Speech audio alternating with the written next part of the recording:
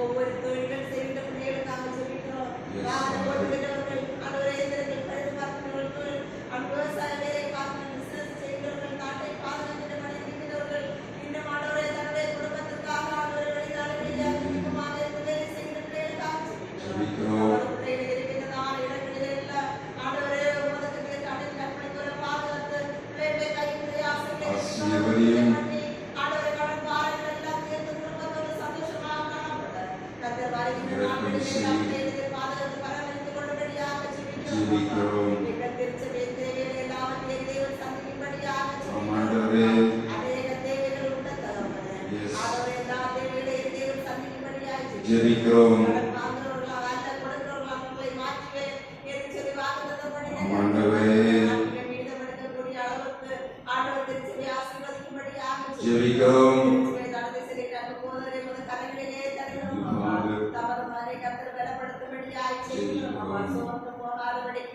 எல்லாவற்றையும் கர்த்தர் பார்த்துக் கொள்வார்கள் சொல்லுவது சகோதரர்களே அனைவரும் ஆண்டவரை உற்சாகத்தோடு பங்கேற்று சேவை செய்த கர்த்தர் தமது மனதில் பலப்படுத்தும்படியாக ஜெபிக்கிறோம். அநேகரை நீதிக்குட்படுத்தப்படி நல்ல கல்வியாக கர்த்தர் தமது மனதில் பயன்படுத்துவீராக. வாழ்க்கை துணை பிள்ளைகளை குடும்பத்தை முழுவதும் என்ன சந்திக்கும்படியாக ஜெபிக்கிறோம். உமது சகோதரி கடந்து திருத்த பிள்ளைகளுடைய தேவைகளை எல்லாவற்றையும் என் தேவன் சந்திக்கும்படியாக ஜெபிக்கிறோம். ஒரு விசை கற்பத்தின் கனியாக்காக இருக்கிற பிள்ளைகளுக்காக நாங்கள் ஜெபிக்கிறோம். நாட்களிலே பிள்ளைகள் வெகுவிதபடி ஆண்டவரே கற்பத்தின் கனியை தேவன் கொடுத்த குடும்பமாக திருச்சபையை சாட்சியாக நிறுத்தும்படியாக கற்பத்தின்படியாக ஜெபிக்கிறோம். மருத்துவருக்கு மேலாக நின்று செயல்படுகிற கர்த்தர் ஆமாண்டவரே கர்த்தர் அதிசயிக்கிற அற்புதங்களை செய்வீராக. இந்த நாள் ஆராதனை கர்த்தர் ஆசீர்வதிக்கும்படியாக ஜெபிக்கிறோம். முதல் கொடி வரையிலுடைய திவ்ய பிரசனத்தினால் இரட்டையை பாதுகாத்துக் கொள்கிறார். முழுவதுமாக உமது கரங்களிலே தாழ்த்தி ஒப்புக் கொடுக்கும் போது ஜெபம் கேள்வி நிகழ்ச்சிகளுடன் நல்ல தகப்பனே. ஆமென். நாம் இன்றைக்கும் ஆண்டவருடைய வார்த்தையை தியானிக்கும்படியாக ஆண்டவர் உம்மை கொண்டு சேர்த்த தயவுக்காக நான் உங்களுக்கு நன்றி செலுத்துகிறேன். நாம் இதுவரையிலும் யாத்ராகமம் 25ஆம் அதிகாரம் வரையிலும் நாம் தியானித்து இருக்கிறோம். இன்றைக்கு அதன் தொடர்ச்சியாக யாத்ராகமம் 26ஆம் அதிகாரத்தை நாம் வாசிக்கலாம். யாத்ராகமம் 26ஆம் அதிகாரத்தை துரிதமாய் வாசிப்போம்.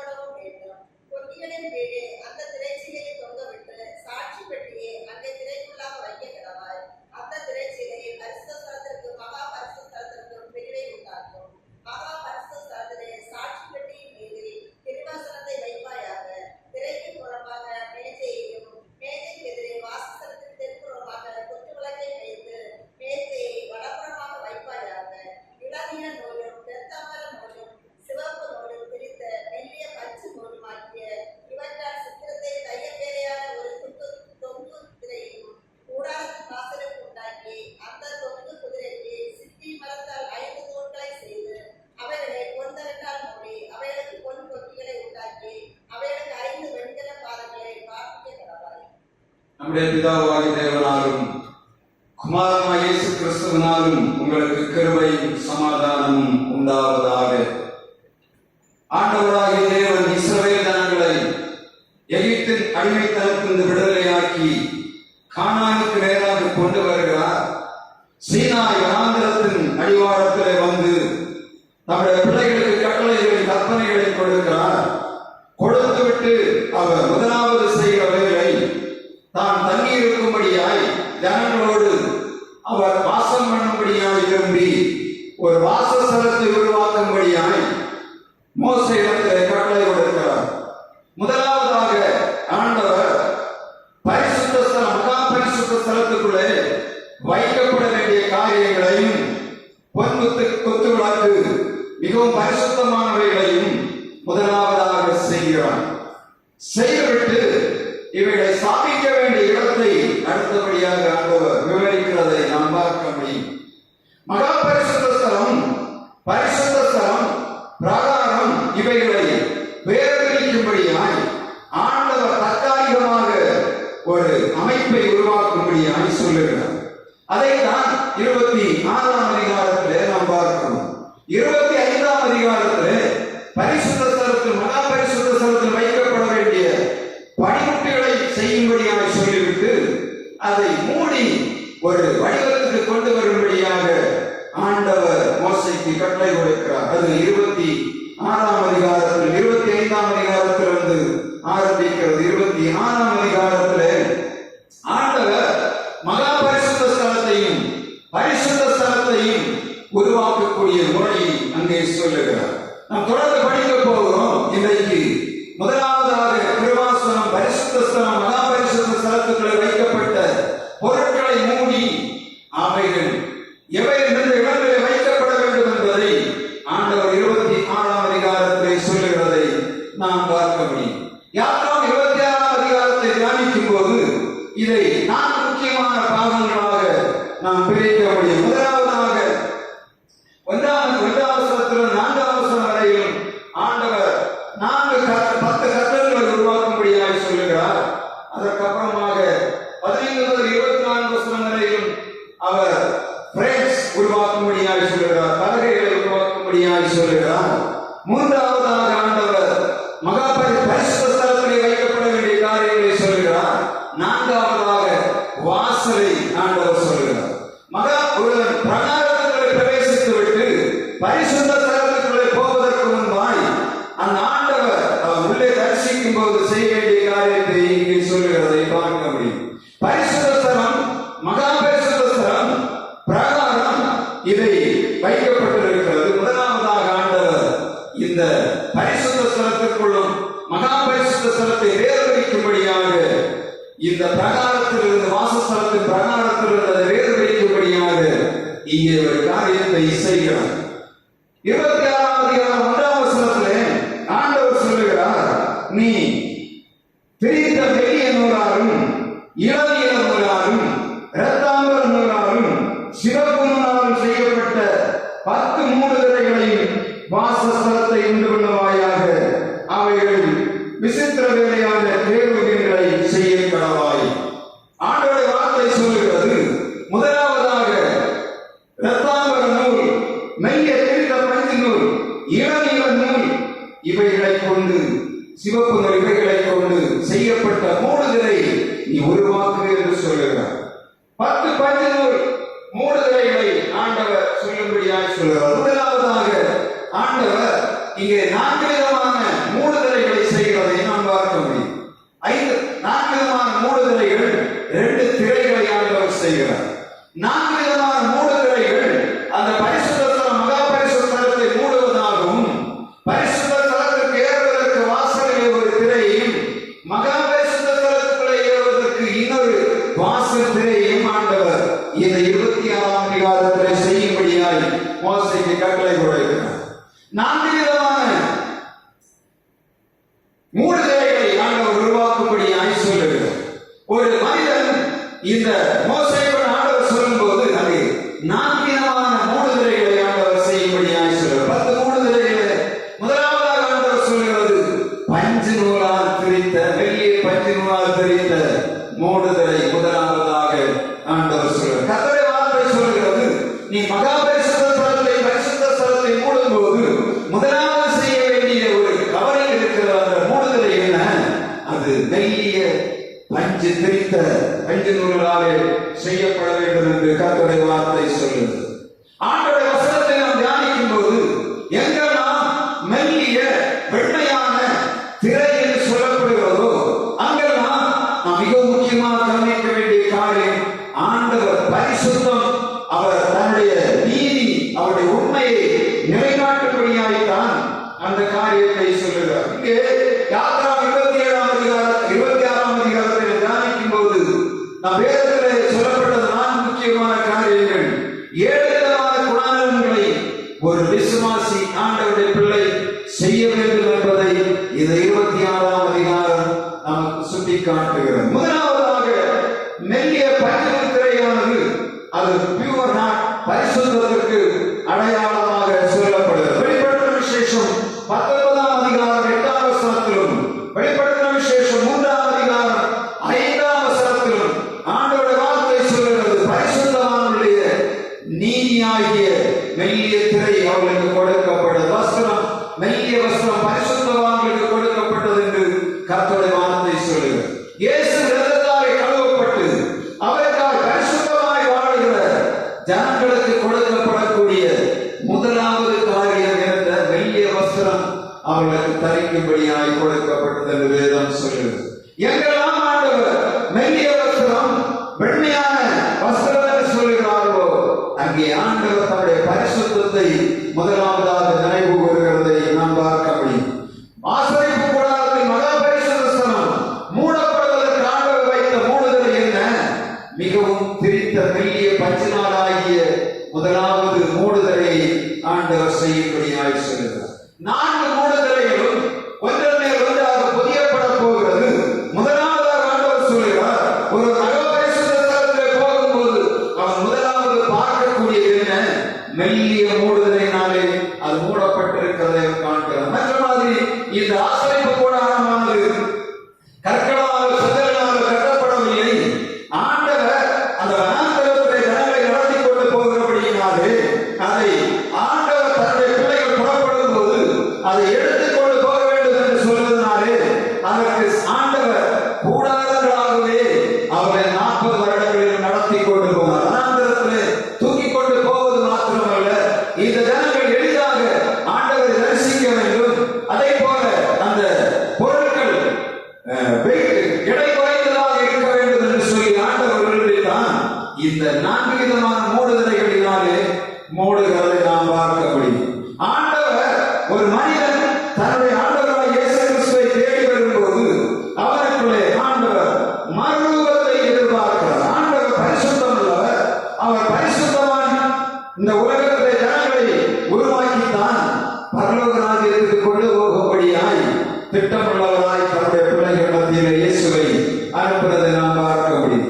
ஒரு விசுவாசி பரிசுத்தமாய் அவன் உள்ளே வர வேண்டும் என்று சொன்ன முதலாவதாக பரிசுத்த ஸ்தலத்துக்குள்ளே ஒரு வர வேண்டும் என்று சொன்ன முதலாவதாக அவன் பார்க்கக்கூடிய காரியம் ஆண்டவருடைய பரிசுத்தத்தை அவன் பார்க்கிறான். பரிசுத்தத்தை பார்க்கும்போது ஆண்டவருடைய வார்த்தை சொல்லுகிறது, பரிசுத்தத்தை பார்க்கும்போது பரிசுத்தரை போல தானும் வாழ வேண்டும் என்று சொல்லி விரும்புவான்.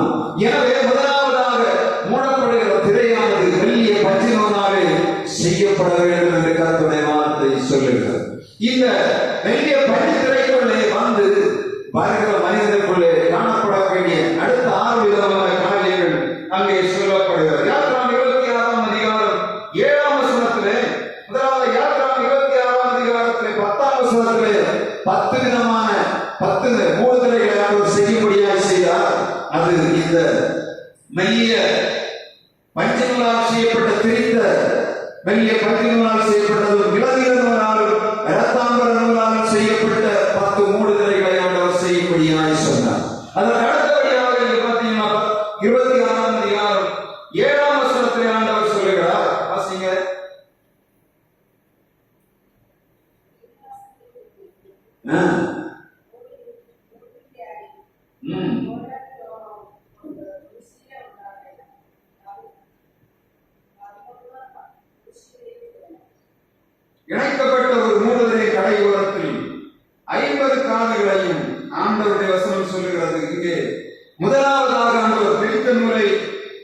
சொல்லுகிறார். இரண்டாவதாக ஆண்டவர் சொல்லக்கூடிய காரியம், ஒரு மூடுதலை ஆட்டு மயிரினாலே செய்யப்பட வேண்டும். ஆட்டு மயிர் எதற்கடையாளமாக காணப்படுகிறது என்று சொன்னால், ஒருவன் ஆண்டவருடைய சமூகத்துக்குள்ளே வரும்போது இந்த ஆட்டு மயிர் எதை குறிக்கிறது என்று சொன்னால், அவன் தன்னுடைய பாவத்தை ஆண்டவருக்கு முன்பாக கொண்டு வந்து கழுவ வேண்டும் என்று கர்த்தர் பார்க்கிறார். இதற்காக அவன் ஒருவன் ஆண்டவரை தேடி வரும்போது முதலாவதாக ஆண்டவருடைய பரிசுத்தத்தை பார்க்கிறான்.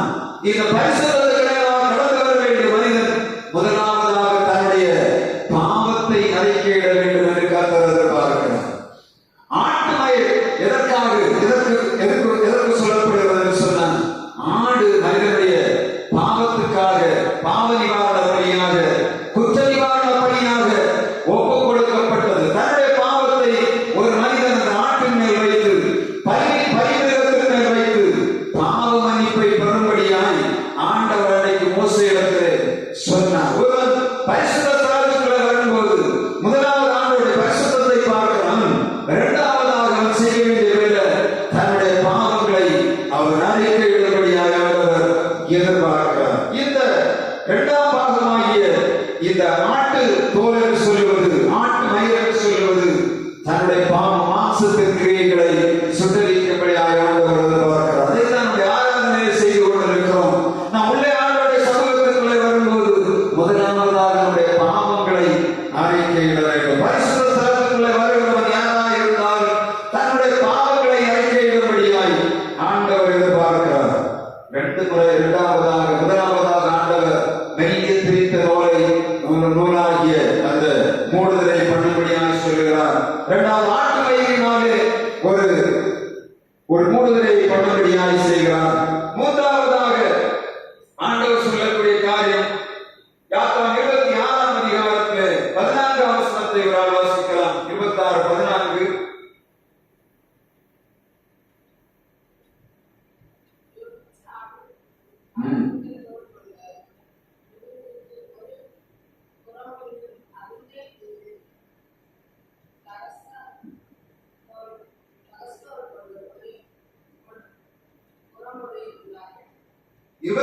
அதிகாரம் 14ஆம் வசனம் சொல்கிறது, சிவப்பத்தின் ஆட்டுக்கடா தோலினால் கூடாரத்துக்கு ஒரு மூடியையும் அதன் மேல் கதசு தோல் ஒரு மூடியையும் உண்டு பண்ணுவாயாக. இங்கே ஆண்டவர் முதலாவதாக பஞ்சு நூலினாலே ஒரு மூடுதலை செய்கிறார். அதற்கு மேலாக ஆட்டு மயிரினாலே ஒரு மூடுதலை செய்கிறார். மூன்றாவதாக ஆட்டு தோலினாலே ஆண்டவர் ஒரு மூடுதலை பண்ணும்படியாய் சொல்லுகிறார். ஆட்டுத்தை எதற்கு அடையாளமாக காணப்படுகிறது? ஆசாரியர் வருடத்துக்கு ஒரு முறை மனிதனுடைய பாவத்தின் இரத்தத்தை கொண்டு, அந்த ஆட்டின் இரத்தையானாலும் சரி, பரிமிருகத்தின் இரத்தத்தை கொண்டு மகா பரிசுத்த ஸ்தலத்துக்குள்ளே பிரவேசிக்க வேண்டும். அப்படியானால் இந்த மூன்றாவது ஆட்டுத்தோல் எதை குறிக்கிறது? ஒரு மனிதன் உள்ளே வரும்போது அவன் தன்னுடைய தோலை உரித்தது மாத்திரமல்ல, ஆட்டு மயிரினாலே ஆட்டு மயிருக்கு ஒப்பாக தன்னுடைய பாவங்களை கழுவது மாத்திரமல்ல, ஆண்டவருடைய சமூகத்தில் தன்னை சர்வாங்க தகவலியாக ஒப்பு கொடுக்க வேண்டும் என்று ஆண்டவர் சொல்லுகிறார். எதற்காக ஆண்டவர் சர்வாங்க தகவலின்படியாய் சொல்லுகிறார்? ஒரு மனிதன் இந்த உலகத்தில் வாழுவது பரிசுத்தமாய் வாழ வேண்டும். அவன் ஒருமுறை ஆண்டவர்களை வந்து ஞானஸ்நானத்துக்குள்ளே கீழ்ப்படிந்து தன் பாவங்களை அறிக்கையிட்டு மூன்றாவதாக ஆண்டவருடைய சமூகத்தில் தன்னை முழுவதுமாக அவன் ஒப்பு கொடுக்கும் போது ஆண்டவர் அடுத்த கிரியை செய்கிறார். நான்காவதாக ஆண்டவருடைய வார்த்தை சொல்கிற யாத்திராகமம் 26ஆம் அதிகாரம் 14ஆம் வசனத்திலே அங்கே சொல்லப்படுகிறது. 14ஆம் வசனத்திலே இவன் நன்றி உள்ளவனாய் இருக்க வேண்டும் என்பதற்காக ஆண்டவர் சொல்லுகிறார், நீ பலகைகளை உண்டு பண்ண வேண்டும். எதற்காக? இப்பொழுது கோயிலாலே மூடப்பட்டிருக்கிற இந்த மூடப்பட வேண்டிய மகா பரிசுத்த ஸ்தலம், அந்த கேருபீன்கள் புத்துவிளக்கு சமூக தப்பத்து மேலே வைக்கக்கூடியதாக வைக்கக்கூடிய இடத்தை பலகைகளை உருவாக்கு என்று சொல்லுகிறார். இதற்காக அவைகள் பலகைகளிலே பலகைகள் நாட்டப்பட்டு அதற்குள்ளே திரைச்சீலை போட்டு அதற்குள்ளே இந்த கிருபாசனம் பரிசுத்த ஸ்தலத்தில் வைக்கப்பட வேண்டிய புத்துவிளக்கு சமூக தப்பத்து மேதைகளை வைக்க வேண்டும் என்று சொல்லி ஆண்டவர் சொல்லக்கூடிய காரியம் என்னன்னா, பலகைகளை உண்டாக்க வேண்டும் என்று சொல்லி 26ஆம் அதிகாரம் 14ஆம் வசனத்திலே ஆண்டவர் சொல்லுகிறார். 15ஆம் வசனத்தில்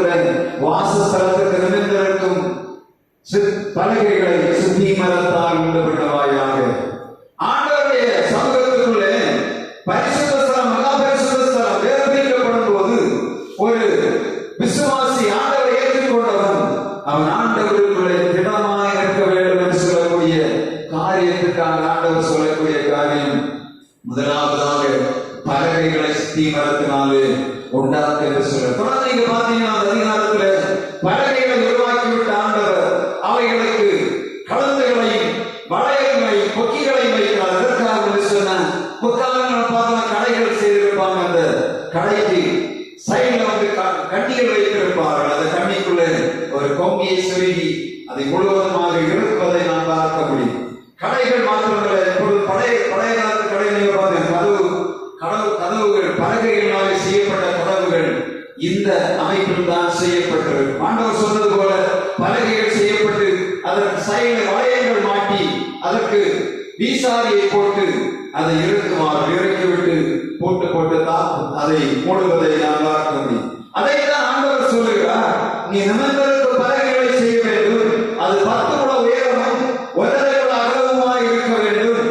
அதை 28 பலகைகள் செய்ய வேண்டும் என்று சொல்லி 28 அடி நீளத்துல தொங்கு திரைகள் செய்ய வேண்டும் என்று சொல்லி 28 அடி நீளத்துல 3 திரைகள் செய்ய வேண்டும் என்று ஆண்டவர் சொல்லுவார். இந்த 10 அடி உயரமான அந்த மகா பரிசுத்த ஸ்தலம், பரிசுத்த ஸ்தலத்துடைய உயரம் 10 அடி 10 முழம்.